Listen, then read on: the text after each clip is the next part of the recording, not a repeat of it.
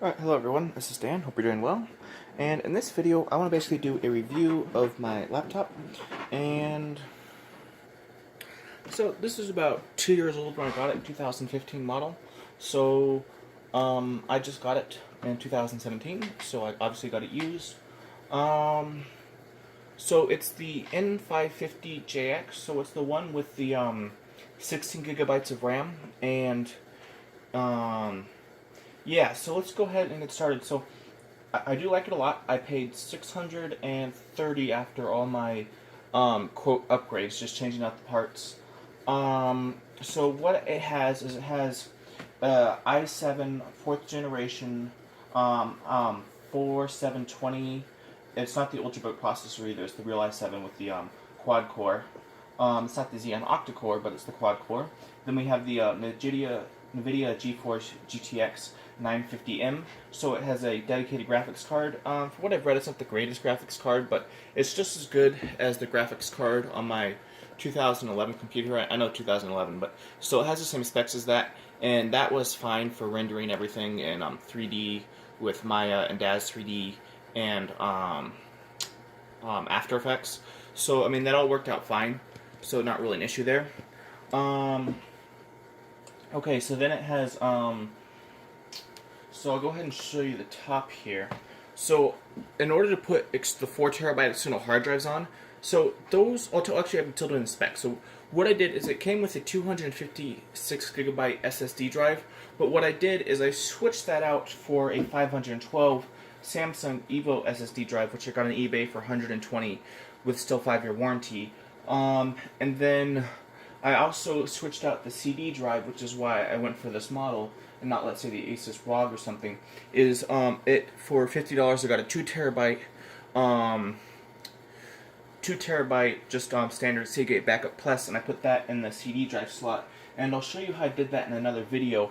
Okay, so but then if I want more storage, because that's only 2.5 terabytes, I put some Velcro on the back here, and this way I can take my external hard drive, the 4 terabyte Seagate Backup Pluses that you can get for $90 to $100 on eBay, and I can just slap that right here, and then I can take a USB cable like this and go ahead and plug in the drive, and that way, actually, sorry, I can take one like this and go ahead and plug in the drive, and that way I can use my computer with the 4 terabyte storage if I need to on the go.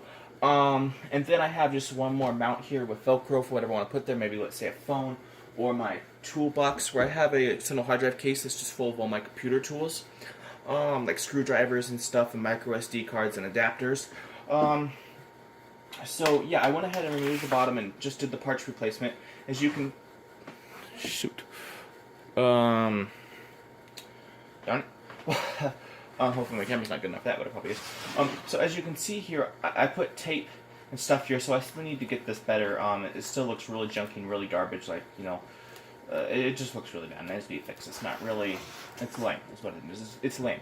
Okay, so I need to fix that, and it is Windows 10. So let's go ahead and open this up and look. And okay, so here we have my desktop, and that's not really an important thing here. One thing to keep in mind here is that it is 1080p and it is touchscreen. And a couple other things is, since it's 15.6 inch, it has the numpad on the side. And with the numpad, you would say, oh, I hate the numpad. Like, that's what I was thinking too. I hate the numpad. It's such garbage. But then what I realized I could do was, again, this is kind of lame, but it does work.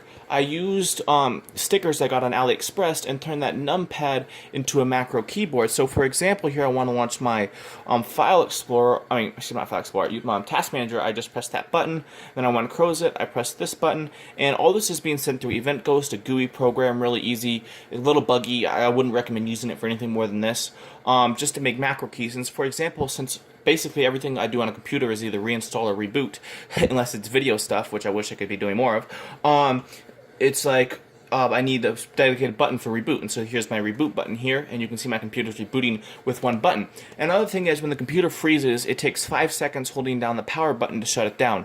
So that's not really matters, it's just what it is, it's just benchmarked. So yeah, so the numpad over here I use for macros, otherwise it'd be really, really annoying. Overall, I like the computer. I like how it doesn't have that gamer design, because then you're always looked at like you're an idiot. At least that's the way I feel. It's like you're trying to prove something, which is really stupid. I just want a computer that works, that's really bland in utility. So I'm glad it didn't have all that weird design in the back with the red keys. It's got just got the standard blue. Yeah, now the battery on this, the battery isn't really user replaceable. I mean, it is, but it's like the Apple ones where you have to go in and do the cords. It's not you just pop an old, like pop out one and put in a new one on the go, like my old HP Pavilion was. So the thing with that though is yeah, so the battery's usually like $60. So that kind of one problem with buying an ASUS. My battery's only lasting 2 hours, and I'm sure it's supposed to last 3 hours. But it's not down to like the 15-minute mark, so that's just one thing to keep in mind about buying a used laptop. I mean, that's almost always what happens. So I'll wait a while, but I'll probably have to eventually spend $60 for a new battery, and I kind of have to bite the bullet. But I do like the specs for what I paid for it, because I paid for the actual laptops without the 2 new hard drives, so I still have the 256GB SSD that I put in another old computer. It was $455 I paid for this computer, without the 512 and the with the 2TB drive. So the touchscreen, I like it. The display, I like it. The display is glossy, but I don't really care. They're all going to be glossy now. The webcam is really bad. It just is. The webcam cable gets stuck, so you always have to tweak it like this. So I think I finally got it fixed when I put the case back on, or I won't do this, but it happens with this model where if you open the lid, your webcam won't work until you stretch the screen all the way back. I guess that kind of gets it working again. Then you bring it up, and the webcam, the lighting is just really bad on the webcam. The mic is, I mean, your Android mic is way better, but it's not so bad. It's not like a snowball microphone like my HP Pavilion had back in the day, where you'd have to yell and you still couldn't understand it. You can understand the talking fine, and just the quality isn't that good. Like, you can hear the but you can understand everything fine. And again, the webcam, it works, but it's really dark, so everything on an Android phone is better.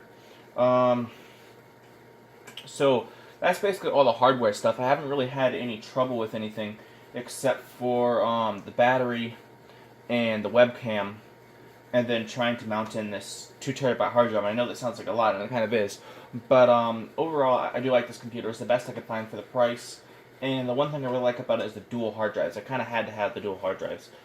Because just an SSD isn't enough to store media. So let's say I'm running like a media server like Plex, or just using like the Windows Share to play files on my Android phone. I need a big amount of data here that I can actually store that, and I do not want to be paying for video storage on an SSD drive. And plus the fact that I have to sync up my OneDrive, my Mega, and my Google Drive, which really isn't that much, but the thing is I sync all my Google Photos because I want a hard copy backup of them. So I really need that extra storage. Another thing is, a Chronos True Image backing up works fine. I backed up and restored with a Chronos True Image. When I first got the AData drive, it had a bad block sector, and the Windows 10 couldn't fix it, so I went ahead and it was an all-day project, and it was really frustrating. But I went and plugged it into my desktop here, and the Windows 7 went ahead and fixed the bad block, so that drive's working fine again. It's still under warranty, but again, it's not something I want to deal with. It's one of those companies that you do not want to deal with warranties with, because it's one of those off-brand things that's in the computer. So, yeah, overall, I do like this computer. Even with the numpad, I still like it. Let's see here. Oh yeah, keyboard's fine. Text just fine. Screenshots work.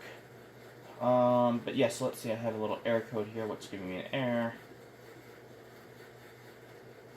What's it sign me out? Okay, so I need to sign back in. That just keeps track of all my statistics. But yeah, it's been able to run emulators, 3D. Yeah, I haven't really tried any of the video stuff yet. But if you have any questions, go in the comment below and I'll respond. Thanks for watching. Hope this helps.